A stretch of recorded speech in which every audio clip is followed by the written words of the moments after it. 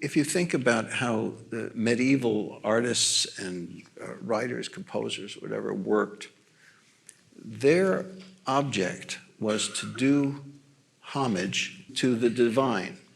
These days, people will say, and God knows you see this all the time. For instance, if you ask the architects are always saying, well, this has references that, and this references that, and they explain their work. Modern artists, abstract artists, always are explaining it to you. Modern writers are always, here I am doing the same thing, explaining to you their work. But for most of human history, no one had to explain anything to anybody, because what they were doing was they're not trying to create something. They understood that you can't create, you can rearrange, but there's only one creator.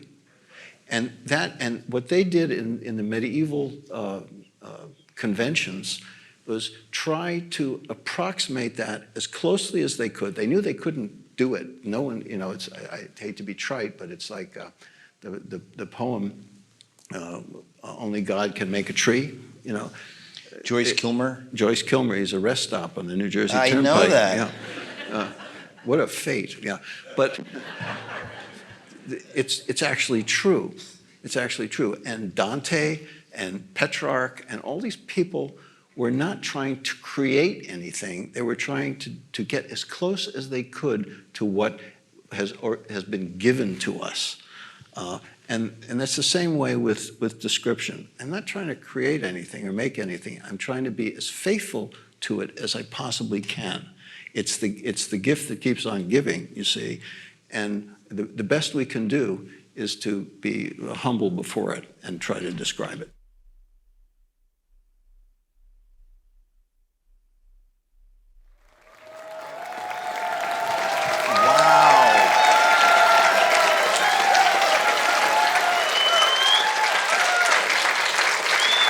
Oh my. Oh my.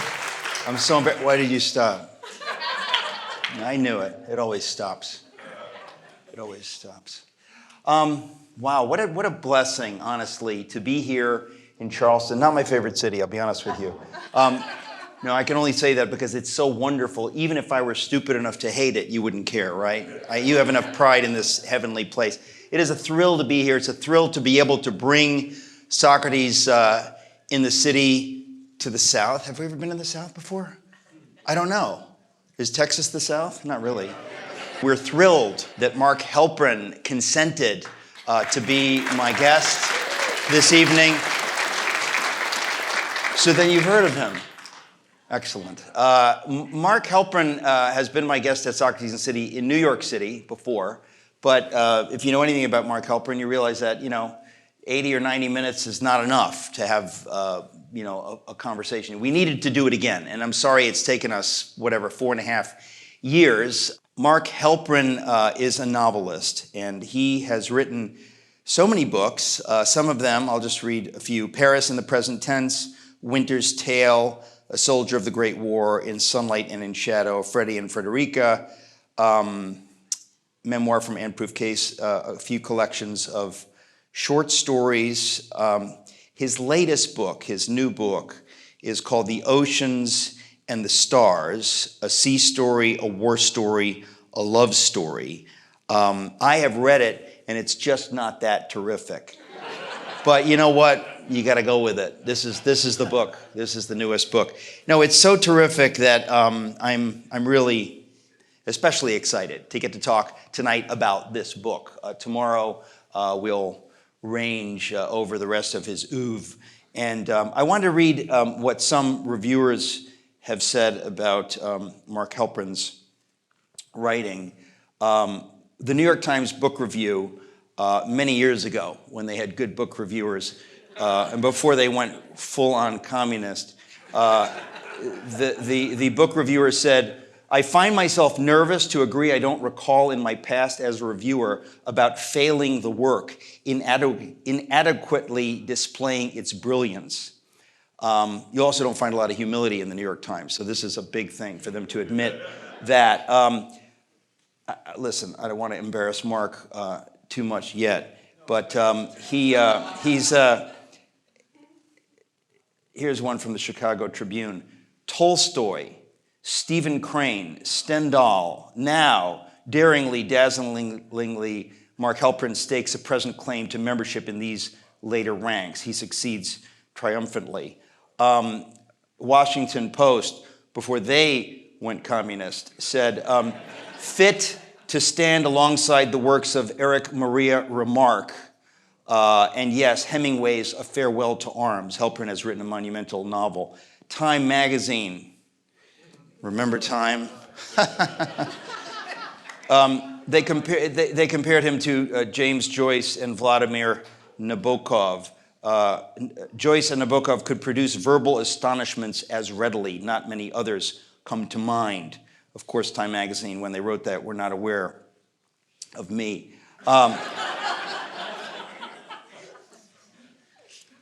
There are many similarly superlative encomia, which I could read. I'll maybe read this last one. Helprin is the closest thing modern culture has to such esteemed figures as John Keats, really, and Walter Pater. Though modernists and postmodernists have undoubtedly dominated the 20th century and the beginning of the 21st century, I do foresee the pendulum swing back with Mark Helprin as a leading figure of the 21st century Renaissance. I don't need to read those endorsements to know what a genuinely great writer Mark Helprin is. I was introduced to his work in 1982 or 83 when I was at Yale by the illegitimate son of William Faulkner. That's true. And he handed us a short story called Die Schreuderspitze. And the first line of it is, in Munich are many men who look like weasels. The genius of that is that it sounds like a translation from the German, because it doesn't say in Munich there are many men who look like weasels. It says in Munich are many men who look like weasels. I knew from reading the first sentence in 1983 that I ever read of Mark Helprin that he was a genius, and I've been confirmed in that ever since. So please join me in welcoming Mark Helprin.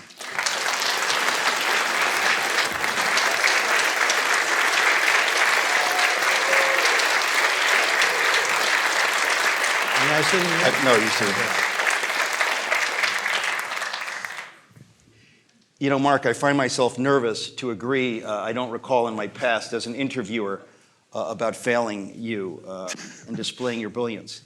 But seriously, it just makes me so happy to have you here. So forgive me for gushing. It'll take a while for me to stop gushing. I may not stop gushing. Thank you for joining us. Did you drive here? Yes. All right, I think we're done. That's my only serious question. Yes. You did drive here. I drove here in a car, 530 miles, but I'm too old for that now, and I now realize that. I'm not going to do it again. You can't be quite too old because you're going to drive back, right? I'm going to drive back, and then I'll be even older. But after that, you won't drive. I used to drive sometimes 1,200 miles a day, 3 or 4 days in a row, or 3 days in a row, because then I didn't drive in the ocean. But I did that then, and it was okay. Now, 530 miles I'm soon to enter my 78th year. Too much. Yeah. All right, it's a deal. Next time you're flying. No. Oh, all right. Where do we start, Mark? It's hard. You've given me the honor of getting to know you as a friend, and we've talked about many things. I wanted to focus tonight on your new book because we can go all over the map. We will go all over the map, I'm sure, today and certainly tomorrow. But the new book, do me and our audience the favor, if you would, of describing this book. It's the title, The Oceans and the Stars, a Sea Story, a War Story, a Love Story. Rather than let me do it, I thought I would let you do it. So if somebody gives you, the banal question, hey, what's this book about, man? That brings up a story. I knew it. Yeah, which is that 40 years ago, when I was on a book tour, actually it was for Ellis Island, which is the book that you just mentioned. I was sent to Cleveland by the publisher. And in those days, Cleveland used to be a great book town. You go to Cleveland, you go to the various NPR stations, which now refuse to interview me, literally refuse. Even though some of their people want to, they say, nope, you can't do it. But anyway, in those days, you used to go to various NPR stations, go to the Cleveland Plain Dealer, do events. It was a terrific book town. And one of the things that the publishers scheduled me for was a television program, it was Good Morning Cleveland, with a woman named Dorothy Fuldheim. If there's anyone from Cleveland here now, probably not, they're all dead, you would know who Dorothy Fuldheim was. And I said, okay. And they said, you will love Dorothy Fuldheim. Wait till you see Dorothy Fuldheim. Dorothy Fuldheim is so terrific, etc. So I show up at the studio, and I walk into and they put the makeup on me and they mic me up. And in a commercial break, they sit me down next to Dorothy Fuldheim. There's Dorothy Fuldheim, okay? And the cameras go on, and she looks at me and says, introduces me, and she says, what is this book about? Which is what you just said. Did I say that? More or less, yeah. I don't think so, but go ahead. And I look at her and I say, I don't know. And she said, what do you mean you don't know? And I said, I don't know what it's about. So she looks at the book and she looks at me and she says, are you Mark Helprin? And I said, yes. And she said, did you write this book? And I said, yes. And she said, well, what's it about? I said, I don't know. And she said, how come you don't know what this book is about? And I said, well, it's a collection of short stories, and each one is about a different thing. I can't really say what it's about. So she's frustrated because we're on live TV. So she says, well, why did you're here flogging your book. You should know what it's about. And I said, I'm not flogging my book. And she said, well, why are you here? And I said, because you invited me. Then she turns to me and she says, okay, young man, because she was the doyen of Cleveland journalism, print, radio, TV. She said, get this now, remember this. You are the most difficult person I have ever interviewed in my entire life. And the camera goes off to a commercial and they threw me off the set. So I'm walking off the set. See, I never care about stuff like that. I don't care about publicity. I don't care about what people think. And going off the set, and the assistant is shaking. He said, this has never happened before. This is Dorothy Fuldheim. She just threw you off the set. So I say, well, what's so special about Dorothy Fuldheim? And he says, you don't know? And I said, no, I don't know. I'm not from Cleveland. He said, Dorothy Fuldheim was the first woman, the first American journalist and a Jewish woman to get an interview with Adolf Hitler. So I think to myself, young man, you are the most difficult person she has ever. Yeah. But, okay, so then I say, how did she do that? You know, that's not so easy to get an interview with Hitler. I've never tried, but. So he says, don't you know? Again, don't you know? No, I don't know. She went to Tempelhof, the airport near Berlin, in the 30s. And in those days, they had planes with the big wooden propellers going around. She's a young woman. She gets off the plane, and she walks right into the propeller. Bang! It threw her across, I don't know how far, but a long distance. It didn't decapitate her, evidently. She was perfectly fine. And this was in the papers. And Hitler said, I want to meet this woman. That's how she got the interview. So what were you saying? I think I'm going to throw you off my set. You're probably the most difficult Socrates and City interview I've ever had. Yeah. And, well, I confess that as I say that, I realize I've never interviewed Hitler. So, but I wanted to, you know, by the way, most people don't know this, but due to budget cuts, most people from Cleveland now know her as Dorothy Part-Time. I don't know if you realize that. Yeah, they had some budget cuts at the station. It's funny because even the question, what is this book about? I'm aware of the banality of that question, but I don't care any more than you care about whether you're flogging books, because I want you to, I want to challenge you, because I know you well enough, to if you could suck it up and try to describe what your book is about. Because what I could do is I could say what I think it's about, or I could read the jacket copy. Right. But I'm curious, if somebody says to you, hey, Okay. you wrote a novel. Now, obviously, it's not a collection of short stories, so No. you can't say what's a collection of short stories about. That's a really dumb question. She ought to have known better.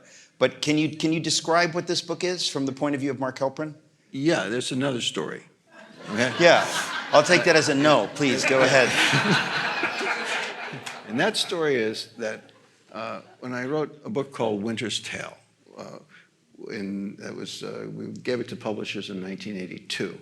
My agent, who is now dead, took me to see Harvey Ginsberg at Harper & Row, which was a big publisher then, now HarperCollins. And we're sitting down there, and Harvey Ginsberg says to me, "What is the book about?" Just like you. Now, Harvey Ginsberg was a guy, I didn't know it at the time, he was very modest. He had flown the full complement of missions in a B-17 in World War II.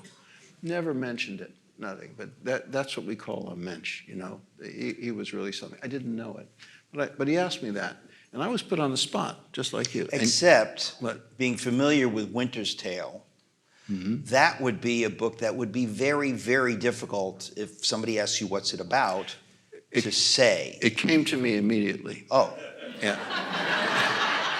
Yeah. It was easy. Yeah. how fortunate. Well, since you wrote the book, let me just say I'll accept that. Go ahead. So I turn to him and I say, "Justice." Say, that was beautiful. He said, "Justice." And then when we left, my agent turned to me and she said, and by the way, I just preface it, her biggest book at the time commercially was a book by Judith Rosner called Looking for Mr. Goodbar. Right? Oh, you've heard of it, you see. And so she looks at me and she says, he asked, if I take people in, and she was thinking of Judith Rosner, they say, "What's the book about?" And she says, "Oh, it's a girl who meets a guy in a bar, and then he takes her home, et cetera, et cetera." And you go in there and you say, "Justice." She said, "I really like that." And Harvey liked it too, but we didn't end up selling it to Harper & Row. We sold it to Harcourt Brace Yovanovitch.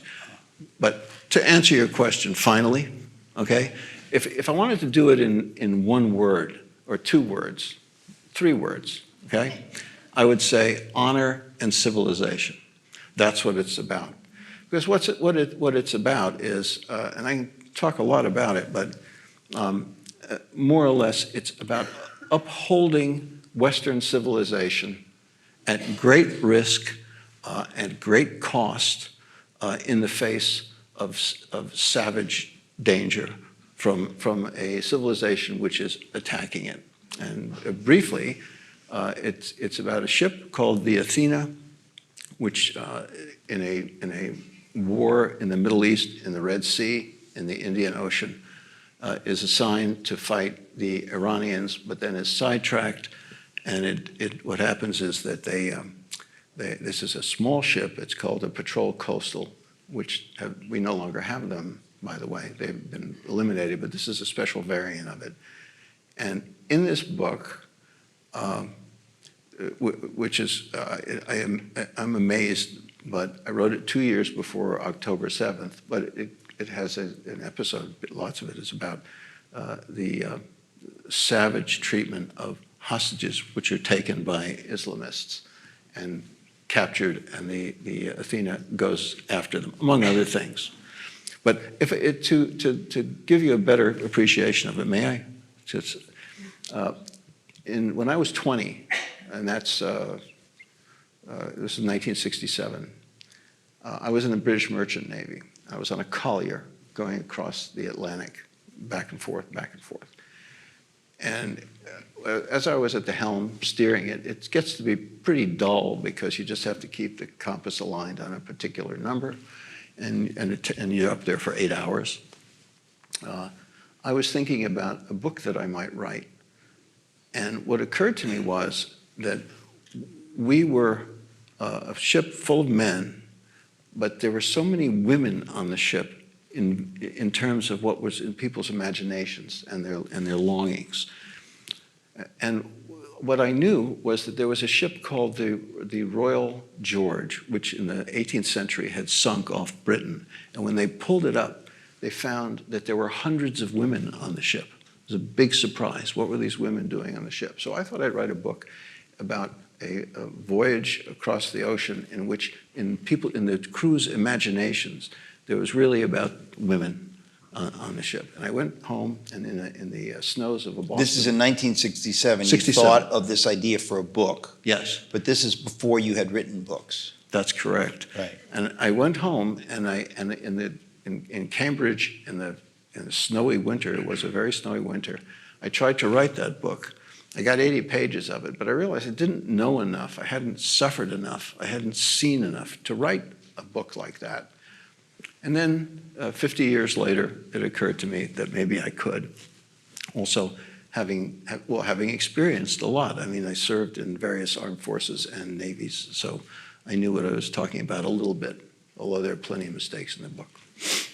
There are plenty of mistakes? What do you mean by that? Well, there's so much technical information in that book that there's no one who can really know the full spectrum of it with complete accuracy, because you have not only naval warfare and infantry warfare and the international situation and how the national security apparatus in the United States deals with these things. And I have experience with all those things, but there's a limit to one's experience, but also even the military justice system. I'm not a lawyer, I'm certainly not a military lawyer, and yet a lot of the book is a trial under military justice. And so there are some mistakes that, for instance, my friend John Lehman, who was the Navy Secretary for Reagan and who was really responsible as Reagan's agent for building the 600-ship Navy, read the book, and he said, listen, there's a section here where you talk about the officers who put down their greatcoats on the seat beside them. He said, we call them bridge coats. That kind of mistake. So he didn't read it before you were able to correct that? He didn't know, no. And you see, publishers don't know anything. So, believe me, and for instance, I wrote a book called The Soldier of the Great War. It's about the First World War. And my editor, who was supposedly the greatest editor in New York, and a woman who was now in her 90s, and who had many Nobel laureates under her aegis, said to me several things of note. One, she said, did they have trucks in the First World War? Yeah, she said, did they have flashlights in the First World War? I mean, the extent of people's ignorance is it's hard to measure. Yeah. I can't imagine trucks in 1915. Oh, so I'm equally ignorant to the 90-year-old. You can't imagine trucks when they had airplanes? Well, I mean, but when you think about it, the airplanes they had, I mean, actually, I have myself marveled at the idea that they had airplanes in the First World War. It's an amazing thing. It is that a decade after manned flight is invented, they're shooting at each other in the sky. They're flying and doing dogfighting. Yeah. Yeah. So then we're going to say they did have trucks. Okay, they did have trucks. Good, yeah. We got that. Flashlights, check. Flashlights. And yeah. Wait a minute now. Pardon? Yeah. As a kid, I went to a private school that was half vocational school and half academic school. And the vocational school was run by a guy named Major Price, who had been a Marine in Central America and in the First World War. And he told us, I remember him telling us one story about how he led a convoy of trucks with a flashlight that was covered and had a red thing on it, and how he led them through a battlefield. So I knew from the horse's mouth that there were flashlights and there were trucks. That's called cheating. Yeah. Well, when I asked you what the book is about, everything, you have to be careful when you're trying to have a conversation with Mark Helprin because he's tricky. And and in that conversation with, what was her name, Fuldheim? Fuldheim. You, in many of your books, you take wise assery to another level. It's funny. Yeah, well, look who's talking. But it's, but, so take it from me. It's funny. It's part of what makes so much of your writing delightful. But when I asked you the question, what's the book about? I didn't mean, what's the book about? Like justice. But, give us a synopsis in a sense, because I mean, I'm asking you that for a reason. But give us a synopsis, because I'm assuming most people here haven't read the book. People who are watching haven't read the book. You have a little bit, but do it again if you don't mind, because I want to ask you some questions about the plot, the story. Okay. A Navy captain who is an aide to the Secretary of the Navy, and who is divorced because he spent too much time at sea and he and his wife grew apart, is tasked to explain to the President of the United States why the PC patrol coastal boats are necessary. And he's brought to the Oval Office by the Navy Secretary. Now, for me, this is territory where I have trod, so that's realistic, no mistakes there. And in explaining to the President what this is about, both his enthusiasm and his difficulty with authority come to the fore. And he gets in an argument with the President, which you're not supposed to do, which I have done. Can you tell us? No. Good. No, actually, of course you can, but you won't. Yeah. But no, you have had some conversations with presidents in the Oval Office about these kinds of matters. Yeah, my problem is, and the reason that I've never gotten anywhere, is that you'll never be invited here. I'll tell you that. No, yeah. I always tend to speak to people. I got this from my father, which is why he never got anywhere. I tend to speak to people as if, well, we'll put it this way, without undue deference.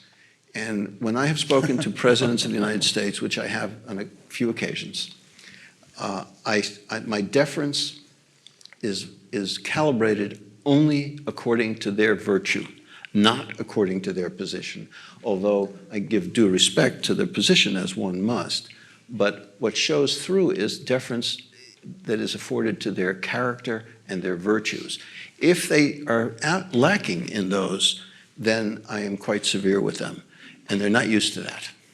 They're not used to that. But there's no reason not to do that. We don't live that long.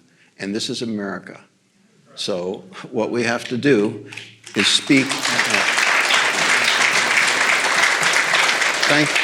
Thank you very much. Where were we? Oh, yes. Oh, so the synopsis. Okay, so he alienates the President of the United States, who really doesn't like him, and says, essentially, who is that guy? The Navy Secretary. And the Navy Secretary says, he's a captain. He's scheduled to be promoted to Rear Admiral, second half. And he has a PhD from Harvard. He had been a SEAL. This guy is very qualified. His name is Stephen Rensselaer. And the President says, well, more or less, what we have to do is exile him to the ship that he's promoting.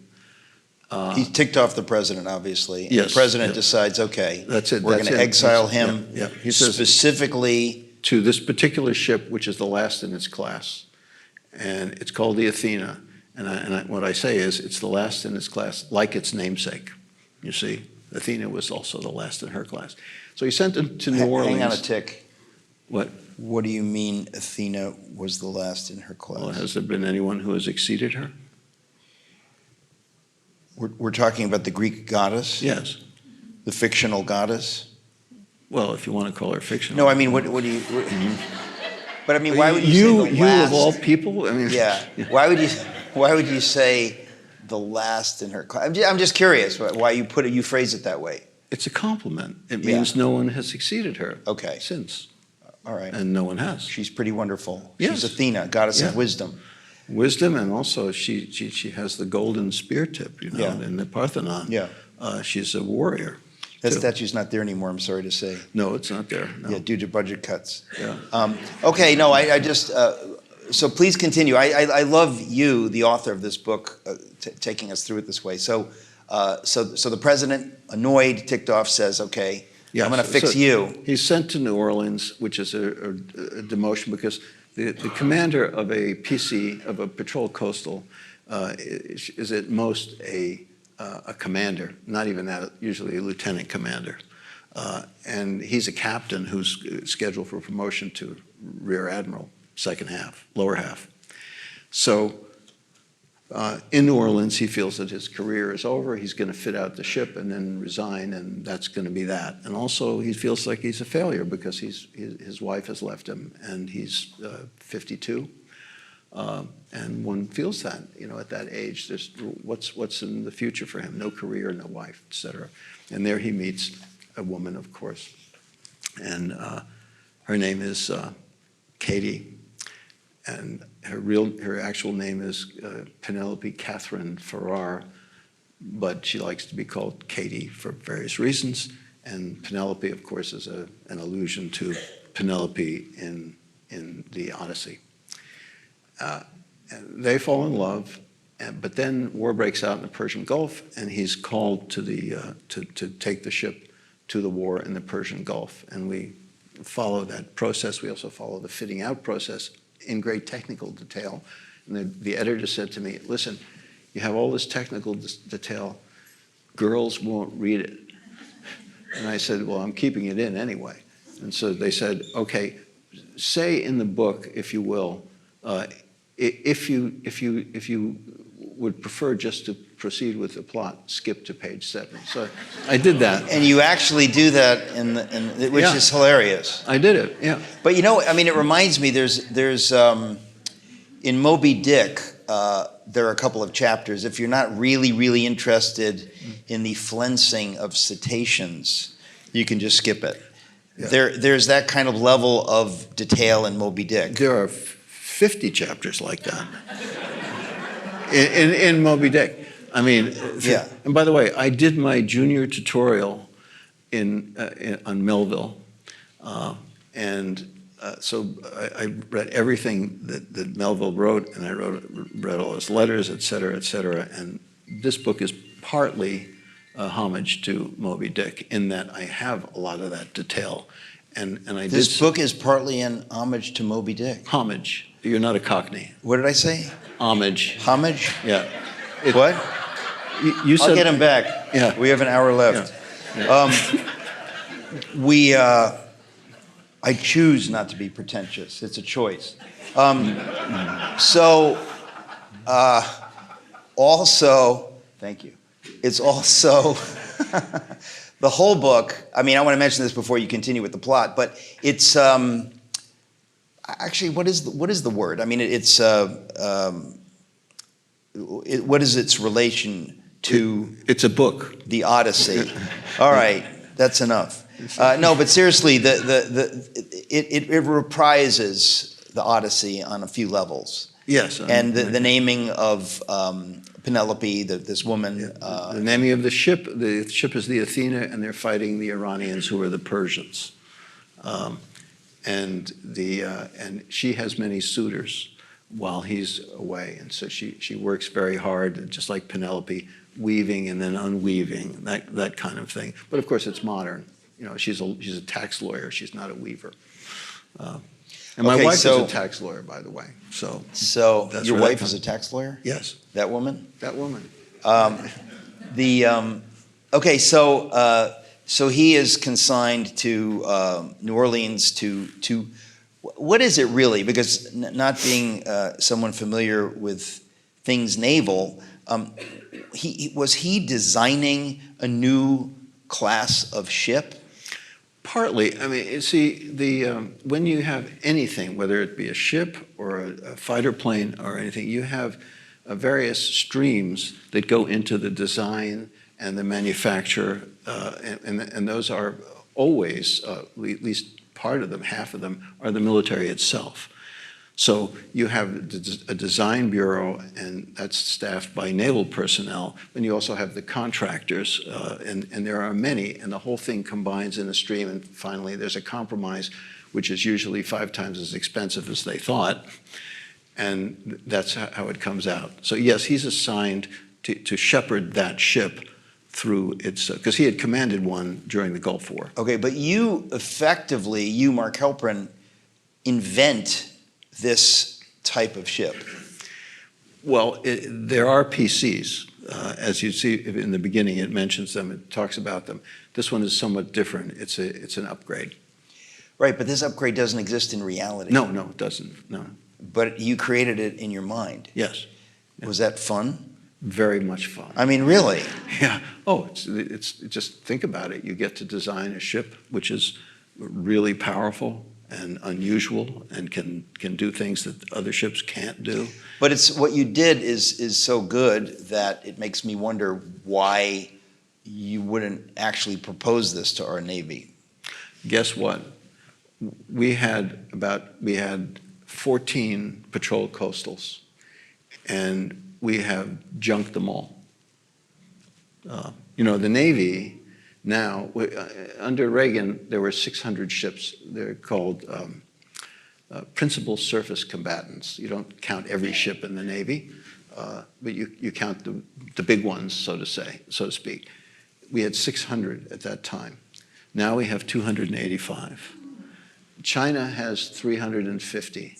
At the rate they're going, they'll have 400 to 500, and that doesn't even count the Chinese Coast Guard, which has about 300. Not all of them are very big, but there are about 100 big ones, which are as big as many of our principal combatants. We have let the Navy absolutely corrode. And if you look at pictures of American naval ships, if you read any of the professional journals or whatever, they're all rusty. It didn't used to be. Look at Chinese ships, there's not a flake of rust on them. But the main thing is this, and this is, I want an answer from this audience, if you will. We have 6 shipyards capable of building warships. If you remember in World War II, we were the arsenal of democracy. Henry Kaiser used to produce a victory ship every day. They'd roll off the line, 1 ship a day. He had several lines, and they were very fast. We have 6 shipyards to do that. How many shipyards capable of producing warships does China have? Anyone know? Give me a guess. 25. 100. Okay? So if there's going to be a surge of naval construction, they are prepared for it. We are not. And not only that, but they produce about literally 50 times the number of engineers and STEM graduates that we do. And they're very patient. They have been maturing their naval technology for 20 years now. And they didn't go all in with producing a vast number of ships until they said, we're not going to do it till we're ready. And they're getting ready. Now they have 3 aircraft carriers. Shortly before, not that long ago, they had none. They are racing, and they will pass us. I always speak of it this way. In terms of armaments and military capacity, their graph line is this. Ours is that. And we are going to pay for that big time. We can't avoid it. And can I say something about that more? I wish you could. Okay. And you could. Okay. Here's another question for the audience. Who do you think pioneered the idea of amphibious warfare, such as in World War II, jumping from island to island in order to defeat Japan? Who pioneered both the type of ships and the tactics to make amphibious warfare possible? Does anyone know? Who? The Japanese. They did. They had the first amphibious ships. They made the first doctrine. See, not us, the Japanese. And when my father, during World War II, before World War II, because he started with military intelligence actually in the 20s, he was sent to Mexico he had two missions in Mexico. One of them was to penetrate the compound where Leon Trotsky had taken refuge in Mexico City. In what capacity was he charged with this task? He was an agent of American military intelligence. Of the OSS? The OSS wasn't founded then. The OSS was then later founded right in World War II by my father's lawyer, William Donovan. And that's why my father went into that. Okay. But before that, he was doing all kinds of stuff. And he did penetrate the compound, and he did so by befriending Sergei Eisenstein, who was the famous Russian film director, Potemkin, and that kind. And he got very close to Eisenstein, and he went to Mexico, and he palled around with Eisenstein, and Eisenstein took him into the compound. My father had a photographic memory, literally a photographic memory, and he memorized everything in the compound. And when he came back, he debriefed. And so, what year was this? In the 30s sometime. So this is when Roosevelt was president? Yes. Yeah. So your father was I just want to be clear, because we've talked about this. Your father was a movie producer, but he also worked in, what was it called? Military intelligence? Yes. How did that? Both the United States and Britain. At that time, he was one of the two film critics for the New York Times. That's how he befriended Eisenstein. But anyway, so let me continue, because this has to do with amphibious warfare, not about Eisenstein. We're here to talk about amphibious warfare. Yeah. So that was his first task. His second task was he went with a guy from military intelligence who spoke fluent Japanese, and they were sent to a town in Mexico called Guaymas, which is on the coast of Mexico. And their job was to watch a Japanese fishing fleet. And the guy next to him said, "Watch this." And he stood up and he screamed out a command from they were on the shore on a sort of cliff. And suddenly a lot of people, so-called fishermen, stood up and did the salute. It was a military command, and they just reacted instinctually. The Japanese had this hydrological fleet mapping the coast of Mexico before World War II because they were thinking about an invasion. Now, in America, we tend to think that we're protected by the oceans because we tend to think also that we used to be. Well, guess what? We didn't used to be, because in the Revolution, the British sent vast armies here, and it was a closely run thing. And in those days, you had a little tiny wooden ship. It took a month to cross. You were lucky if you made it. You were sick when you arrived, et cetera. In 1812, it was the same thing. If the oceans didn't protect us during the Revolution, what about now? They don't. And the Japanese, we don't even want to conceive that maybe another power might come to the Americas and invade us. But you've all heard of the Zimmerman telegram in World War I, when the Kaiser, through his foreign minister, sent a telegram to Mexico, which we intercepted, saying that we want to make a deal so we can become allies, and we'll send troops, German troops, to Mexico, with the idea that they would invade the United States. We are not as safe as we think. I mean, it's no cause to panic, but it could be very, very dangerous, and the oceans do not protect us. There you go.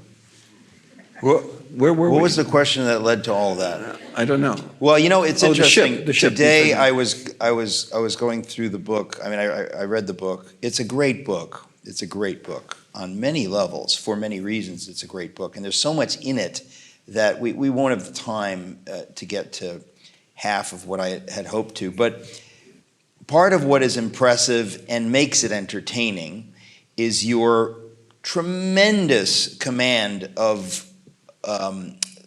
It's a world of knowledge that most people aren't familiar with. But you obviously, and you've been sharing it with us already this evening, but you've obviously been around this world in many different ways, and it sounds like part of that comes from your father, that already you got this from your father, who was, I mean, what exactly, how did he find himself doing this? In other words, I'm not clear on his career path. Yeah. He went to Columbia, and he couldn't go to Harvard because there was a Jewish quota, and he ended up going to Columbia. He was first in his class. He had a photographic memory, and because this was during the Depression, actually in the 20s, he was a class of 28. So in the late 20s, he got a job on the New York Times, and he was first a cub reporter. He had great stories from there. You know, he had dinner with J.P. Morgan and all those Rockefeller, et cetera, because they wanted good press. So they would take a young cub reporter and bring him to the dinner of all dinners with the caviar and everything like that. But anyway, from there he became the theatrical editor of the New York Times and one of the two film critics. The other film critic was named Mordaunt Hall, and they both had the initials MH. So if you look at Times film reviews, you don't know which one wrote which. And then even before that, well, you really want to know because it's a long story. Well, tell us what you can. We can get to the rest of it tomorrow because I do want to talk about this. But just give us a little bit tonight. He first got involved with U.S. intelligence because his father, my grandfather, when they came to the United States in 1870 or so, they had one cow. And my grandfather built that into a dairy business. And at those days, you could sell milk from New Jersey to New York, and then New York said, no, it has to be New York milk. So there was a big market in New York City. And he had a cousin, and they combined the dairy business with the cousin's meat business, and it became the third largest food processor in the United States. It was called High Grade Food Products. It's gone now. It's bought by Swift, bought by Armour, whatever, I don't know. And one of the things that they did in the meat side was they made sausages, and they needed sausage casings. And those were from the guts of sheep. So we didn't have that many sheep in this country. And so my father's father and his cousin, who was the meat guy, sent him he landed in Morocco, and he crossed the Sahara Desert, bargaining with Bedouin and Tuareg tribes.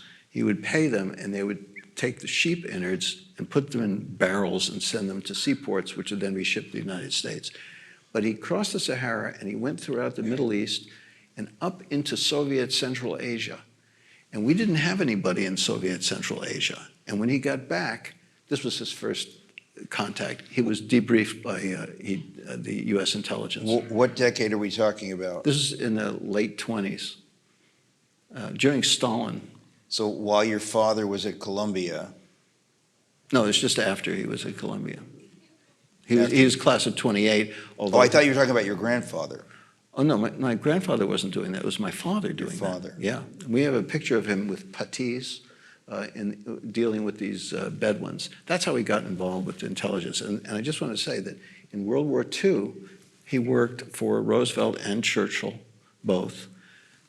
And one of his jobs, because he had a photographic memory, was they wanted to drop him. He went to Camp X. There's a gentleman here who knows all about Camp X.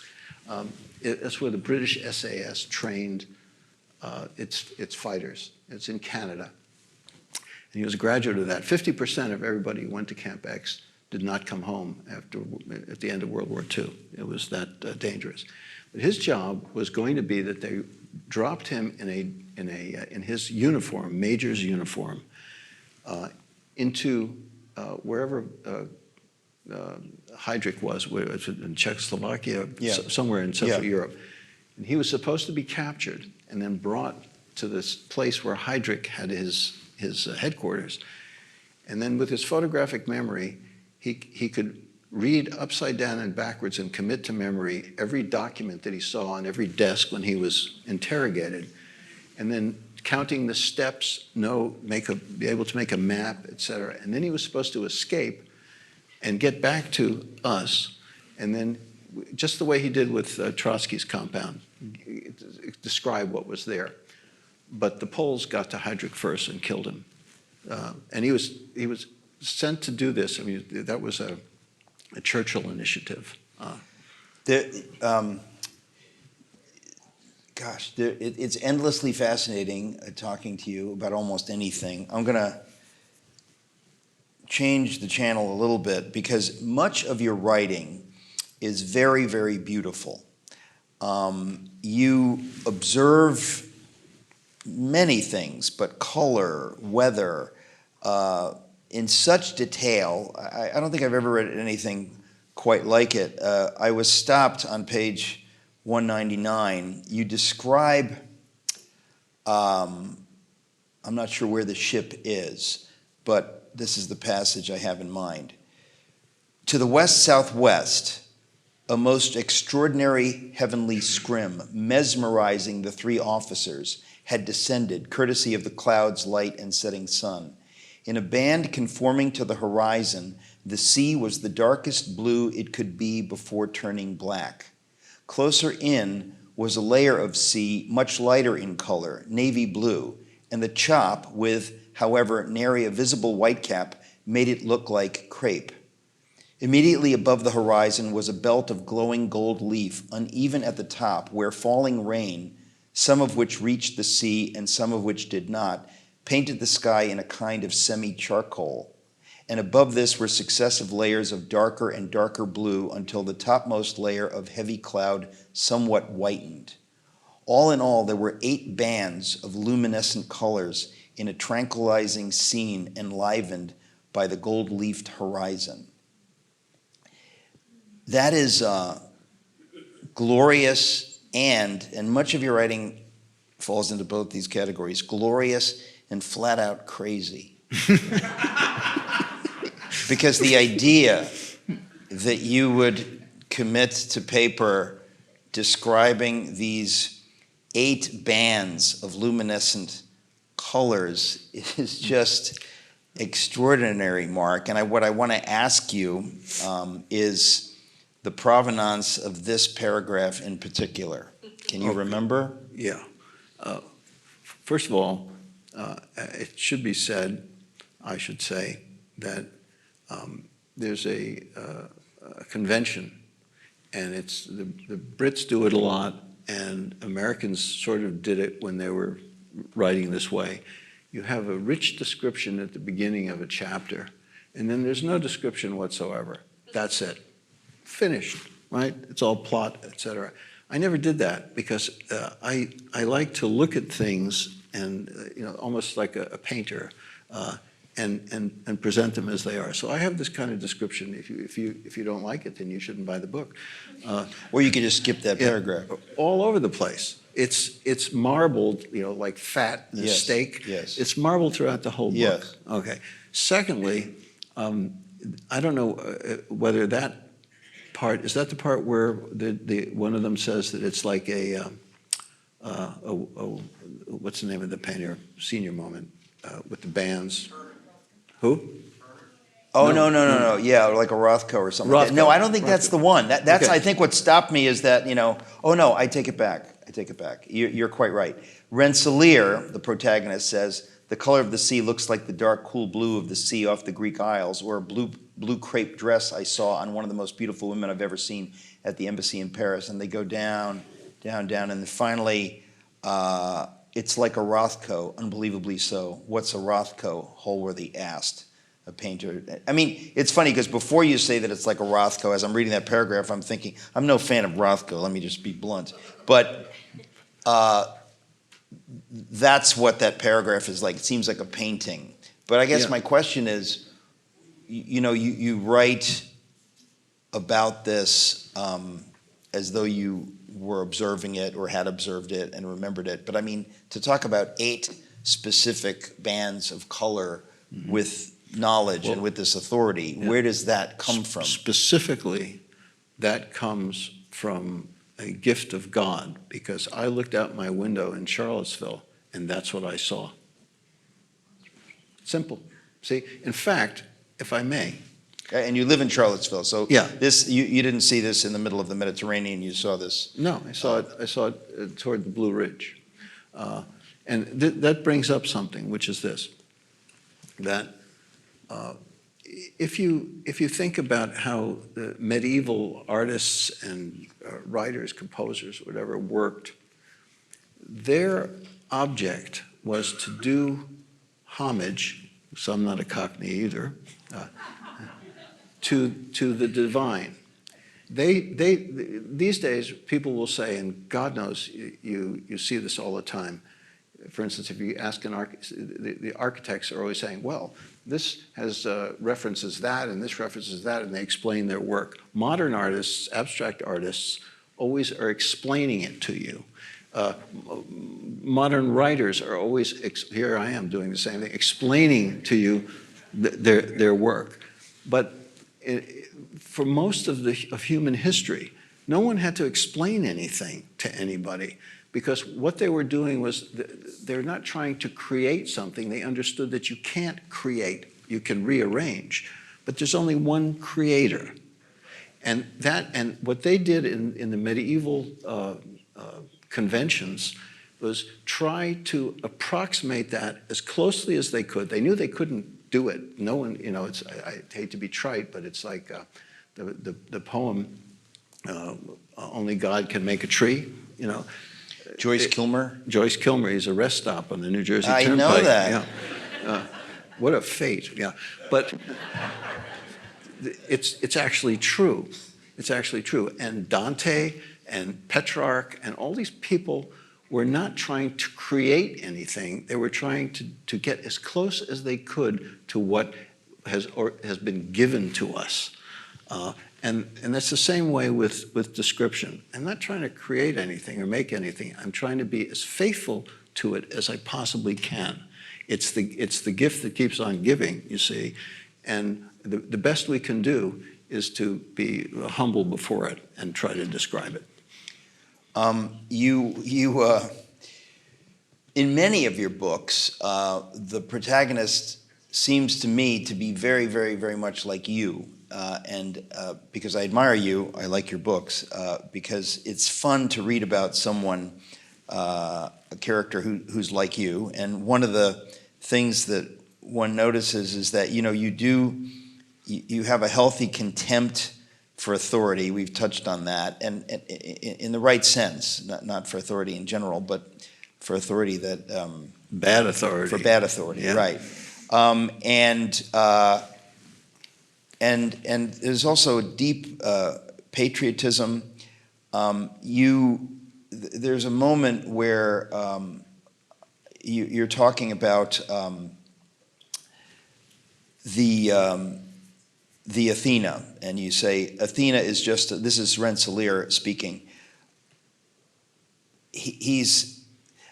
I guess the idea is that the Athena is a very small ship, and that what it is facing is at least formidable. But you write, from what do you think we've sprung? We, meaning America. Isn't that from what do you think we've sprung? From what do you think we've sprung? Yes. From what do you think we've sprung? Before we were Goliath, we were David. When the layers of corruption, riches, and ease have been blasted away, that's what we really are. At the heart of every American soldier and sailor is the willingness to take on superior forces and prevail. You haven't even begun to see us fight. In taking on Sahand, that's the... Sahand. Yes. Which is... Well, remind us. It's an Iranian ship greatly superior to the Athena. In taking on Sahand, every one of my crew are willing to die. Every one of my crew was focused, determined, and brave. Don't misinterpret us, for when we awake and when we unite, your hopes, your ambitions, your dreams of conquest will, like Sahand, sink to the bottom of the sea. Athena is just a little ship, but she's taken forth the souls of her predecessors in battles great and small. It's true that Americans fail to see how the Navy, hidden by distance, but nonetheless in the bright light of the other side of the world as they sleep, embodies the spirit and courage of the America they sometimes forget. And Colonel, if I were you, I'd pray that you'll never live to see us fight without restraint.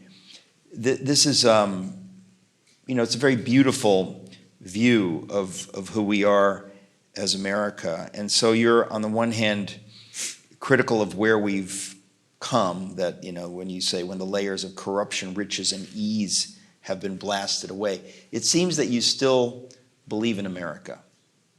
Oh, yeah, for sure. And is there an alternative? Well, no. And that's why it's comforting to see you, put things this way. And that's ultimately, to me, what this book is about. It's beautiful. So many of your books are about someone overcoming great odds with great dignity, honor, reserves of strength, courage.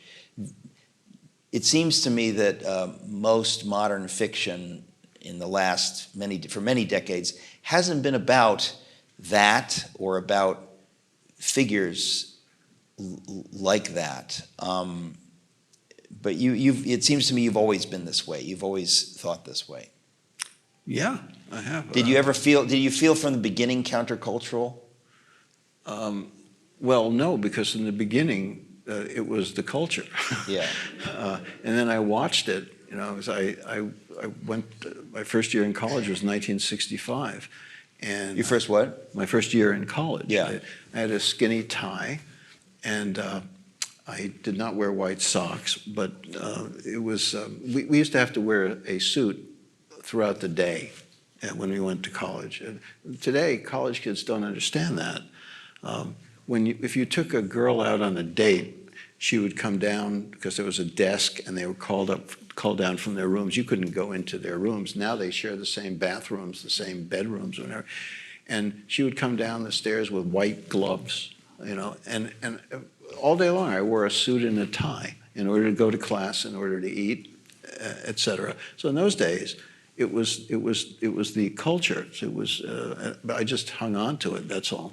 I guess I'm a relic. Yeah, there are a lot of relics around. There are a lot of relics. Praise God for the relics. Yeah. How has the book been received? Can I ask that question? I mean, it is a great book. I'll say it again. It's just undeniably great on many levels. How's it been received by countercultural media? Okay, you mentioned you read a part where the woman is the most. Rensselaer says the most beautiful woman I'd ever seen in a blue dress at the embassy in Paris. Well, she wasn't the most beautiful woman I'd ever seen, but it was a very beautiful woman. She was a contessa of some sort in the embassy in Rome when we lived in Rome, and that was that blue dress that I was thinking of.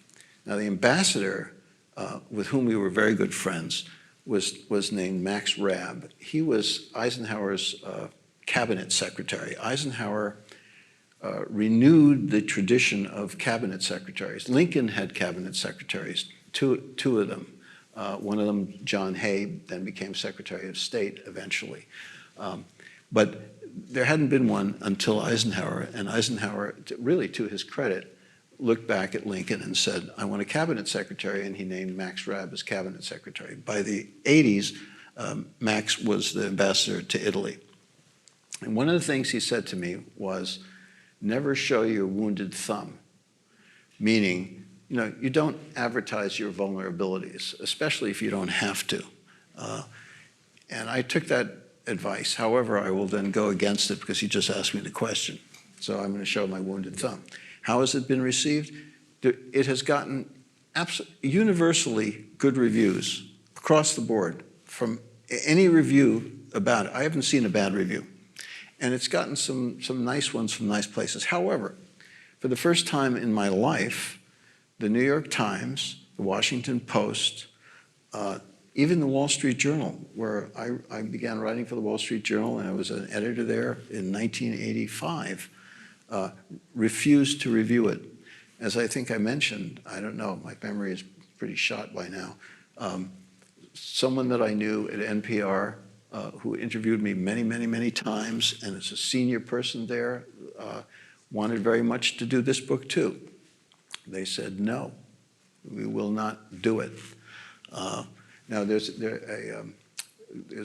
Chris Sussingham, who is a friend of ours and a friend of Martha Linder, was supposed to be here tonight, but he couldn't come here because of traffic. His wife, Robin, was an NPR correspondent at a station in Florida. And because she would not say pregnant men, they fired her. Yeah, that's what NPR is like now. Well, So- we know that about NPR. It's Yeah. another thing that the New York Times and the Washington Post would not review this book. I mean, what makes it strange, you have to put it in context, right? I mean, you've been writing novels since the 70s, and distinguished figures have been raving and raving and raving about your novels since then in the pages of these newspapers. So it's particularly strange now, suddenly, for them to cease. No, the wine finally matured, you see. They got to this point. Well, in 1983 or 4, it was the 50th anniversary of the Book of the Month Club. And they had a dinner at the Four Seasons. So my wife and I went, and Clifton Fadiman was the host. And when he called me out, he said, and you know, he was a big exaggerator. He said about me, he said, if he keeps his nose clean, he'll win the Nobel Prize. Okay? So I was embarrassed by that. But when This was after Winter's Tale. yes, just yeah. So that's, you know, that's Clifton Fadiman knew his way around books. And I would say, you know, after Winter's Tale, you know, that's sort of a safe bet for him, for somebody like him to say. Well, it was very generous of him, and he said it. But when he said it, sitting across the room at the Four Seasons, not across the room, you know, not too far away, was John Leonard, who was one of the New York Times daily book reviewers. Right. And he looked at me with such disgust and hatred. I can't tell you. I mean, I felt as if there were a death ray coming at me. And the key was when Clifton Fadiman said, if he keeps his nose clean. Now, my father was still alive at the time, and I told this to him, and he said, yes, of course. What he means is you can't do politics, you can't say what you think, etc. And in fact, David McCullough told me the same thing. When I gave the National Book Award to, I forgot who it was, Jane Mayer, actually, a New Yorker correspondent, and I was chosen to give it to her. And we were in the green room at Carnegie Hall with Bill Buckley and David McCullough and me, and I guess other people. I don't remember who else. This is like in the 90s? It was in the 80s. Yeah. And David McCullough said to me, he said, look, we have to talk. And what he said was, essentially, you can't make your excursions into politics. And my father said the same thing. He said, you have to choose. What do you want? And I decided then that I was not going to be shut up, that it doesn't matter the price you pay, because it's a steeper price it's a steeper price to be compelled to a lie or to be compelled to not what you think. Yeah. And so I became a columnist for the Wall Street Journal, and the powers that be have tried it sounds like I'm begging for sympathy, but believe me, I'm not, tried to cancel me since 1986, when the New York Times ran an article, and it said, can you believe it, the author of Winter's Tale is a Republican. Yeah. And then in 1991, when Soldier of the Great War came out, it was on the front page of the New York Times Book Review. And the first line this is about a book that takes place in the First World War, was, can you believe it? He's a Republican. I swear, that's what it says, if you look it up. And this is about a book in the First World War. So there's been a drumbeat of that, and it took them about 25 years, not 25, excuse me, 40 years, till they finally got to the point where the biggies, the New York Times, the Washington Post, NPR, the Wall Street Journal, finally said that's it. And that's because in recent years, the wokeness has just gone nuts. And also, a lot of the people who were there who might have remembered me are now dead or retired, and all these young people have come, and the young people they're like the Red Guard, essentially, very much like the Red Guard. You're just looking at me like I'm crazy. Well, you are crazy. Yeah. That's what I like about you. No, this is it's extraordinary. When you told me that this book hadn't been reviewed by the New York Times, I think what makes it strange is you're Mark Helprin. In other words, you've been writing these books. You're not somebody that just, if I wrote a novel and it weren't reviewed by the Times, I'd say, well, I'm not really surprised. But you have such a history of so many books over the decades that it's a different thing when they decide not to review it. I really want to get back to the book in the few minutes that we have. I will say it again. It's a beautiful book, but it's beautiful on so many levels. It is a love story. We haven't talked about that. Most of what you write is about love, and not just in this book. In all your books, you write about love quite a bit, and you seem to have a very, very high view of romantic love. Where did that come from? Were your parents like that? Were you like that at a very young age? I was, yeah. I don't think my parents were. My mother was an actress, and she had been. She grew up in the Depression, and there were 8 children in the family, and the father was a clarinetist, but he couldn't. He didn't have enough money to join the union, so he got a job working in a dye factory, and he went blind. So they had no money, and there were 8 children. In the Depression, there were no safety nets or anything. So she ended up being, in effect, not sold, but given over to an Englishman whose name was Reginald Good, who had a company of child Shakespeare actors and actresses. And she was quite young, and she was sexually abused by this guy for years, but she became a Shakespearean actress. She was not particularly romantic, not after that experience. And my father was the most literal person in the world. He was not like that at all. Was the most literal? Literal, yeah. No exaggerations whatsoever. Whereas my mother was the opposite. She lived in a kind of a fantasy life because she had to. So no, I didn't get it from them. I just got it somehow. But it's quite pronounced throughout your work, and it's beautiful. And I think it's probably why many women do read your books, despite the technical stuff. Well, maybe. You didn't ask about Shakespeare. I was just going to. Yes. Someone told me that. Not that Shakespeare is your favorite writer, but that you are Shakespeare's favorite writer. Can you explain that? Yes, yeah, I can. You can? Yes. My mother-in-law was not particularly fond of me. She was correct that I'm not good enough for her daughter. That I admit, for sure. But she was quite unfond of me, and she was quite skillful at being unfond. So it sounds like Jackie Gleason's mother-in-law in The Honeymooners. Yeah. She was terrific. And early in our marriage, we went to visit my wife's family in Brookline. And I was not particularly comfortable about that because I knew that my reception would not be the most warm. And we walk in, and first thing she says is,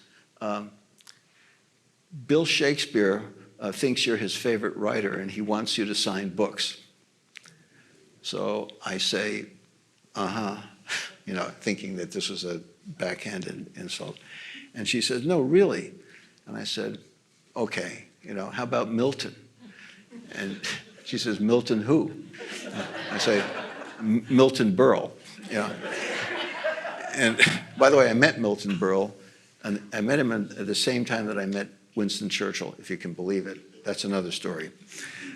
So I said, okay, I get it. Shakespeare thinks of it. And I said, really? William Shakespeare says you're his favorite writer and he wants you to sign books.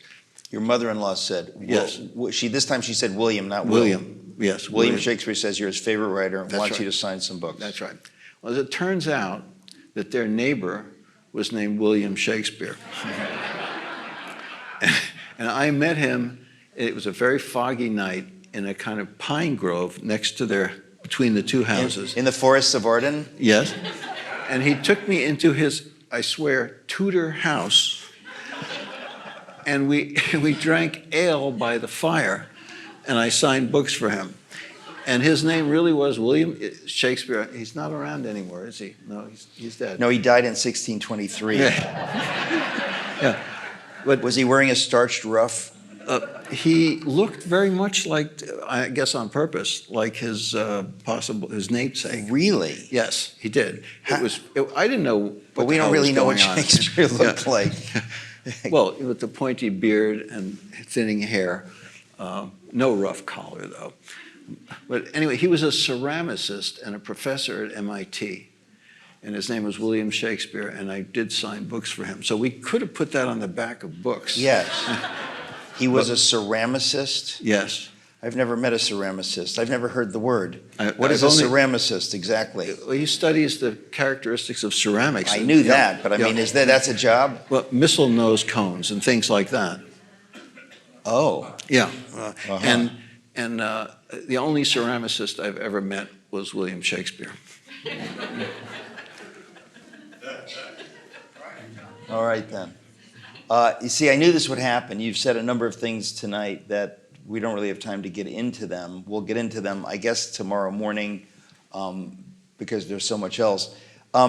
We didn't really finish telling the story of the story here. So you set it up, but talk about the 7 battles briefly, just about the arc of this story. So Rensselaer falls in love with Kate, Penelope, and then he's sent. We didn't even get to this part really, but we should finish with with this. He's sent where to do what, and what happens? He's sent to attack facilities on the Iranian coast because the Iranians have sunk several PCs and machine gunned 50 survivors in the water, and we are now at war with Iran. And he's sent with a contingent of SEALs to do operations along the coast from Bandar Abbas to Pakistan. But in the midst of this, they change it because there's an Iranian ship called the Sahand, which is named after a real Iranian ship called the Sahand, which, by the way, the first one we sank in the Persian Gulf during the tanker war. But the new one has just fitted out in Russia with a hypersonic missile. And this is a threat to our carriers who are in the Arabian Sea. You're talking about the Sahand in your book. Yeah. Is fitted out with what? A hypersonic missile, Okay. Which can go so fast that it makes a plasma in front of it, so it can't be picked up by radar. And we have nothing at this point that can shoot it down. And we had in the book during the war, there are a couple of carriers and the carrier strike groups in the Arabian Sea, and the Sahand is capable of sinking them. If you sink a carrier has 5,000 people on it. You know, that's a major blow, not only in terms of the military effect, but also politically and in terms of morale. So he's sent to sacrificially sink the Sahand, which is a far superior ship to his PC, but we can't spare anything else, and that's what they do. If not sink it, at least find out where it is and then go down after the Sahand sinks it, so we can sink the Sahand. And I won't say what happens, but it's like he's sent to his death, effectively. Absolutely, they expect that they're going to be sacrificed. But after that, in fact, they are not destroyed by the Sahand. Then there's a hijacking of a cruise ship. There are no Americans on it, but there are a cross-section of Europeans, and they're hijacked by ISIS and brought to Somalia, where they're brought inland. And essentially, the crew of the Athena with the SEALs and Rensselaer in the lead, and he's trained them on the way over, by the way, across the Mediterranean. They go into detail about their training. They then chase after them on land. But all in all, there are 7 battles that occur at sea, and there's then a mutiny, and then at the end there's a trial. Because I love trial scenes, I really do. In anything, I'll watch any movie that has a trial in it, and read any book that has a trial in it. Did you ever meet Raymond Burr? No, I didn't, but I used to watch him on television. Yeah, I knew you did, yeah. And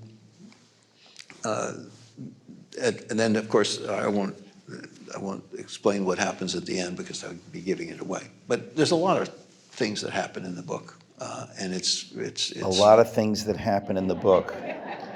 Yep. You know, you've got a way with words. You should be a writer. No, it's just spectacular.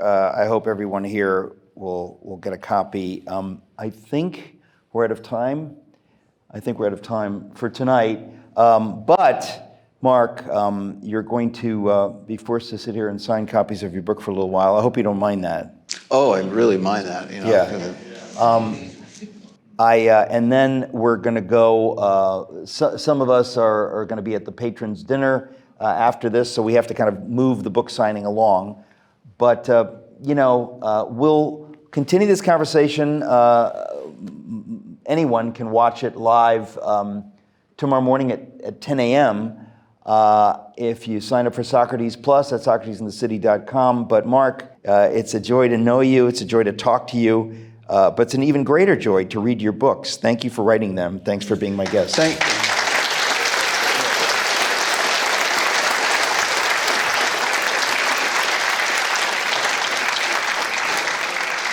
Thank you for bearing with me and for bearing with him.